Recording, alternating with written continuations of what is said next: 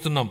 ప్రపంచవ్యాప్తంగా ఉన్న ప్రముఖ 100 విశ్వవిద్యాలయాల్లో మన రాష్ట్ర విశ్వవిద్యాలయాలను నిలపడమే మేము లక్ష్యంగా పెట్టుకున్నాం.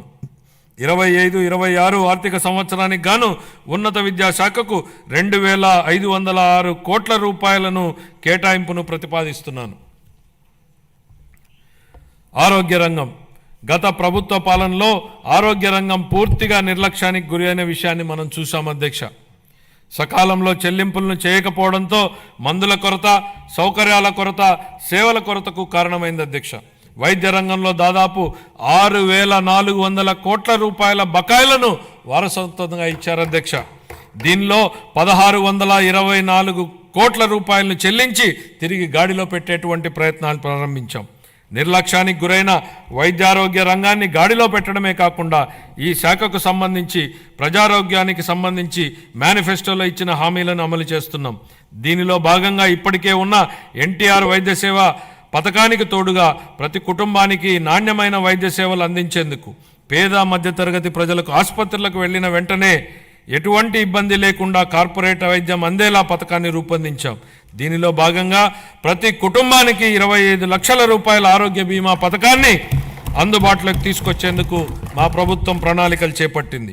ఈ ఏడాదిలోనే ఈ పథకాన్ని అమల్లోకి తేనున్నాం. దీంతో పాటు ఆసుపత్రుల్లో మందుల సరఫరా, మెరుగైన వైద్య సేవలు, పారిశుద్ధ్యం వంటివి ఇప్పటికే చేపడుతున్నాం అధ్యక్ష. 25-26 ఆర్థిక సంవత్సరానికి వైద్య ఆరోగ్య మరియు కుటుంబ సంక్షేమ శాఖకు 19,264 కోట్ల రూపాయల కేటాయింపును ప్రతిపాదిస్తున్నాను అధ్యక్ష. పంచాయతీరాజ్ మరియు గ్రామీణాభివృద్ధి. గ్రామాలు శక్తి సంపన్నమై స్వయం సమృద్ధి మరియు సాధికారతలతో తొలతూగకపోతే దేశాభివృద్ధి అసంపూర్తిగానే ఉండిపోతుంది. దీన్ దయాళ్ ఉపాధ్యాయ అన్న మాటలు అధ్యక్ష. గ్రామీణ ప్రాంతాల అవసరాలను తీర్చాల్సిన గురుతర బాధ్యతను గత ప్రభుత్వం విస్మరించింది. రహదారులు, తాగునీటి వంటి కనీస అవసరాలను పొందడం ప్రజల హక్కు అయినప్పటికీ గత ప్రభుత్వం వీటిపై దృష్టి పెట్టలేదు. స్థానిక సంస్థల నిధులను పక్కదారి పట్టించడం వల్ల మన రాష్ట్ర గ్రామీణ ఆర్థిక వ్యవస్థలపై ఇది ప్రభావం చూపి గ్రామ పంచాయతీల హోదాను దిగజార్చింది. గౌరవనీయ ఉప ముఖ్యమంత్రి శ్రీ పవన్ కళ్యాణ్ గారి మార్గదర్శకంలో ప్రజల జీవన ప్రమాణాలు మెరుగుపరచాలనే లక్ష్యంతో మా ప్రభుత్వం గ్రామీణాభివృద్ధిలో ముందడుగు వేస్తోంది. ప్రజల చురుకైన భాగస్వామ్యంతో మా ప్రభుత్వం సమగ్ర గ్రామ పంచాయతీ అభివృద్ధి ప్రణాళికలను రూపొందించి గ్రామాలలో సిమెంట్ రోడ్లు, తార్ రోడ్లు, పశువుల పాకలు తదితర 30,000 పనులకు మంజూరు చేయడం జరిగింది. 4,300 కిలోమీటర్ల మేరకు మంజూరైన సీసీ రోడ్లలో ఇప్పటికే 3,000 కిలోమీటర్ల రోడ్లు పూర్తయ్యాయి. మరో 1,300 కిలోమీటర్ల మేర రోడ్లు తుది నిర్మాణ దశలో ఉన్నాయి. వీటి ఫలితంగా గ్రామీణ ప్రాంతాలలో పరిశుభ్రమైన వాతావరణం ఏర్పడి ఆర్థిక కార్యకలాపాలు, ఉపాధి కల్పన జరిగింది. గత ప్రభుత్వం 5 ఏళ్లుగా స్మార్ట్ ఎల్ఈడి వీధి దీపాల పథకాన్ని పూర్తిగా నిర్లక్ష్యం చేసింది. 150 కోట్ల రూపాయల మేరకు బకాయిలను చెల్లించడం ద్వారా మా ప్రభుత్వాన్ని ఈ కార్యక్రమాన్ని పునరుద్ధరించింది. కేంద్ర ప్రభుత్వం జల్ జీవన్ మిషన్ను ఆగస్టు 15, 2019లో ప్రారంభించినప్పటి నుండి 2024-25 వరకు 13,499 కోట్ల రూపాయలను కేంద్ర ప్రభుత్వం కేటాయించినప్పటికీ గత ప్రభుత్వం మన రాష్ట్రాన్ని సకాలంలో విడుదల చేయకపోవడం వలన కేవలం 2,255 కోట్ల రూపాయలను మాత్రమే వినియోగించుకోగలిగింది. ఛత్తీస్గఢ్, జార్ఖండ్, గుజరాత్, ఒడిశా వంటి రాష్ట్రాలు 23-24 సంవత్సరానికి కేంద్రం నుంచి మనకంటే తక్కువ కేటాయింపులు పొందినప్పటికీ మన రాష్ట్రం కంటే ఎక్కువ నిధులను వినియోగించుకున్నాయి. మా ప్రభుత్వం ఈ పథకాన్ని పునరుద్ధరించడానికి చొరవ తీసుకుంది. మా ప్రభుత్వ అభ్యర్థన మేరకు ఈ పథకం గడువును 2028 వరకు పొడిగించిన కేంద్ర ప్రభుత్వానికి ఈ గౌరవ సభ ద్వారా ధన్యవాదాలు తెలియజేస్తున్నాను. దీనిలో భాగంగా సుస్థిర ఉపరితల నీటి రిజర్వాయర్ల నుండి 95.44 లక్షల గ్రామీణ గృహాలకు నీరు అందించాలని మా ప్రభుత్వం లక్ష్యంగా పెట్టుకుంది. మహాత్మా గాంధీ జాతీయ గ్రామీణ ఉపాధి హామీ పథకం కింద 45.3 లక్షల కుటుంబాలకు చెందిన 72 లక్షల మందికి ఉపాధి కల్పించడం జరిగింది. మా ప్రభుత్వం రైతులకు మేలు చేకూరేలా పొలాలకు అనుసంధాన రహదారులు వేస్తోంది. అన్ని గ్రామాలలో స్వచ్ఛ భారత్ మిషన్ కింద ఘన మరియు ద్రవ వ్యర్థాల నిర్వహణ కార్యకలాపాలను చేపట్టడం వలన అవి పరిశుభ్రమైన మరియు ఆదర్శ గ్రామాలుగా మార్పు చెందనున్నాయి. గ్రామీణ ప్రాంతాల్లో మౌలిక వసతులు, రోడ్ల నిర్మాణం విషయంలో గత ప్రభుత్వాల నిర్లక్ష్యాల వలన భయంకరమైన భరింపశక్యం కాని వారసత్వం మా ప్రభుత్వానికి వచ్చింది అధ్యక్ష. పల్లెల్లో ఎక్కడ చూసినా గుంతలమైన రోడ్లే కనిపించాయి. వంతెనలు లేక కనెక్టివిటీ లేని గ్రామాలకు అనుసంధానం ఏర్పడుతున్న ఈ రోజుల్లో రోడ్లు సరిగా లేక గ్రామాలకు అనుసంధానం లేని పరిస్థితి గత ప్రభుత్వంలో ఏర్పడింది. ప్రధానమంత్రి గ్రామీణ సడక్ యోజన, ఆంధ్రప్రదేశ్ గ్రామీణ రహదారుల అనుసంధాన మరియు ప్రాజెక్టు మరియు జాతీయ వ్యవసాయ మరియు గ్రామీణాభివృద్ధి బ్యాంకు నిధుల కింద ఈ రోడ్లను అభివృద్ధి చేసే ప్రయత్నాలను ప్రారంభించాం. అన్ని వాతావరణ పరిస్థితులను తట్టుకోగలిగే రహదారులను నిర్మించి అనుసంధానతను కల్పించే దిశగా PM జన్మన్ పథకం మన రాష్ట్రంలో అమలు చేయబడుతోంది.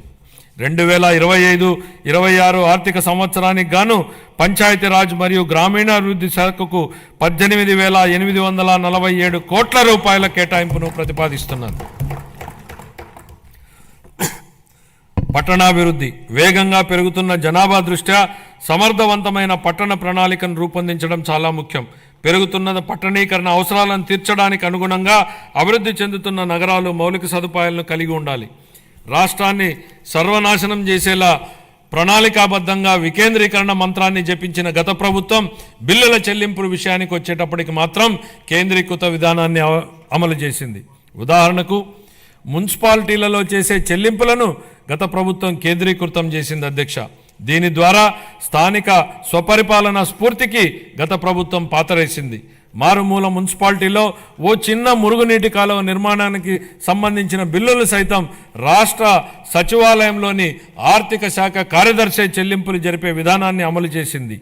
కేంద్రీకృత చెల్లింపుల విధానం నుంచి మున్సిపాలిటీలకు ఆర్థిక స్వేచ్ఛను కల్పించాలన్న గౌరవ ముఖ్యమంత్రి గారి ఆలోచనలకు అనుగుణంగా ఏప్రిల్ 1, 2025 నుండి మున్సిపాలిటీల బిల్లుల చెల్లింపును కేంద్రీకృత విధానం నుంచి వేరు చేసి బిల్లులు చెల్లించే అధికారాన్ని మున్సిపాలిటీలకే ఇస్తున్నాం. స్థానిక సంస్థలకు ఆర్థిక స్వేచ్ఛను కల్పించడం, వాటి పనితీరు మెరుగుపరచడానికి ఇదొక విప్లవాత్మక నిర్ణయం. ప్రజా రాజధాని అమరావతి. అసంబద్ధ రాష్ట్ర విభజన కారణంగా రాజధానిని కోల్పోయిన మన రాష్ట్రానికి అమరావతిని ప్రజా రాజధానిగా ఏర్పాటు చేసుకున్నాం. దీనికి ఆనాడు ఆమోదం తెలిపి అధికారంలోనికి రాగానే మాట మార్చారు. మాట మార్చడమే కాకుండా అమరావతి విధ్వంసానికి నడం బిగించారు. నాటి ప్రభుత్వ అరాచక విధానాలపై అమరావతి రైతులు పోరుబాటును ఎంచుకోవడం, తమని తాను కాపాడుకుంటూ ఈ రాష్ట్ర రాజధానిని కూడా కాపాడుకునేలా అమరావతి రైతులు చేసిన పోరాటాన్ని ఈ సందర్భంగా గుర్తు చేస్తున్నా అధ్యక్ష. తిరిగి రాష్ట్ర ప్రజల ఆకాంక్షలకు అనుగుణంగా రాజధాని పనులను పెద్ద ఎత్తున చేపట్టేందుకు సిద్ధంగా ఉన్నామని చెప్పడానికి సంతోషిస్తున్నాను అధ్యక్ష. రాజధాని అనేది ఓ ప్రాంతం కోసం కాదు, రాష్ట్ర అభివృద్ధి కోసం దోహదం చేసే గ్రోత్ ఇంజన్గా అమరావతిని తీర్చిదిద్దాలనేదే మా ప్రభుత్వ లక్ష్యం. మహారాష్ట్ర అభివృద్ధికి ముంబై ఎంత కీలకమో, తెలంగాణ అభివృద్ధికి హైదరాబాద్ ఎంత ముఖ్యమో, మన రాష్ట్ర ఆర్థిక వ్యవస్థను ముందుకు తీసుకెళ్లడానికి అమరావతి నిర్మాణం కూడా అంతే అవసరం. గౌరవనీయ ప్రధానమంత్రి శ్రీ నరేంద్ర మోడీ గారి సహకారంతో ప్రపంచ స్థాయి మౌలిక సదుపాయాలు, పెట్టుబడులు మరియు ఉపాధి అవకాశాలను కల్పించడం ద్వారా అమరావతిని ముంబై మరియు హైదరాబాద్లతో సరితూగే ఆర్థిక శక్తిగా అభివృద్ధి చేయడానికి మా ప్రభుత్వం కృషి చేస్తోంది. అమరావతిని విధ్వంసం చేసేందుకు నాటి పాలకులు చెప్పిన మాటలను ఈ సందర్భంగా గుర్తు చేయాలనుకుంటున్నా అధ్యక్ష. రాజధాని నిర్మాణం కోసం అంత డబ్బులు ఇవ్వలేం కాబట్టి 3 రాజధానులు ఏర్పాటు అన్నారు. ఇవాళ మేం రాజధాని పనుల నిర్మాణం కోసం బడ్జెట్ నుంచి ₹1 కూడా కేటాయించలేదు అధ్యక్ష. కానీ రాజధాని పనులు ప్రారంభం కాబోతున్నాయి. మా ముఖ్యమంత్రి గారు చెప్పిన విధంగా అమరావతి సెల్ఫ్ సస్టైనబుల్ ప్రాజెక్ట్ అని నిరూపితమైంది. తనకు తానే ఆర్థిక వనరులు సంపాదించుకునే ప్రాజెక్టు అమరావతి అని కళ్ల ముందు కనపడుతోంది. ప్రపంచ బ్యాంకు, ఆసియా అభివృద్ధి బ్యాంకు మరియు హడ్కో వంటి ఆర్థిక సంస్థల సహకారంతో కేంద్ర ప్రభుత్వం ద్వారా అమరావతి నిధులు సమకూర్చుకునే ఏర్పాటును మా ప్రభుత్వం ఏర్పాటు చేసింది. దీంతో బడ్జెట్ సహాయం లేకుండానే స్వీయ పెట్టుబడి వనరులు కలిగిన రాజధాని నగర ప్రాజెక్టుగా అమరావతి మారింది. మా ప్రభుత్వం మున్సిపాలిటీల పరిధిలో చెత్త సేకరణకు వేసిన చెత్త పన్నును రద్దు చేసింది. చెత్త పన్ను ప్రస్తావన వచ్చిన నేపథ్యంలో ఓ విషయాన్ని సభ దృష్టికి తీసుకురాదలిచాను అధ్యక్ష. మీరు ఆనాడు ప్రతిపక్షంలో ఓ మాట అన్నారు, చెత్త మీద వేసిన చెత్త పన్నును ప్రస్తావిస్తూ నాటి పాలకుల మీద మీరు చేసిన వ్యాఖ్యలు పెను ప్రకంపనలు సృష్టించాయి. అది అక్షరాల నిజమని ప్రజలు తమ జూన్ 24 తీర్పు ద్వారా స్పష్టం చేశారు అధ్యక్ష. గత పాలకులు రాష్ట్రానికి అప్పులనే కాదు చెత్తను కూడా మనకు వారసత్వంగా వదిలేసి వెళ్లారు.